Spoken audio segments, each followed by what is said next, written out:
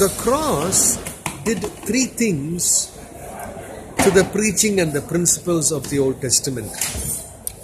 Some principles were ended, completed, finished, and stopped.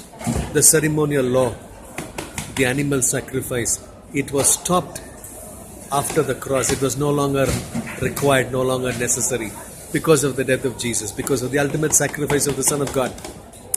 Second, there were things which were modified. The Old Testament, you had the Sabbath. It was a day.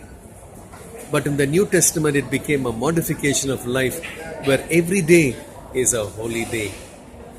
Every day is a day of rest, a day of charging, a day of discharging the power that you charge yourself with.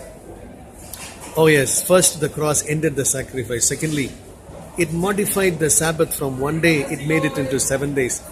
And third, there were certain things which were carried over. The Levitical worship. In the Old Testament, people worshipped him with musical instruments, with songs, with dance. And it continues in the New Testament. Oh yes, three things. One, things that were stopped, the animal sacrifice. Things that were modified, the Sabbath from 1 day to 7 days.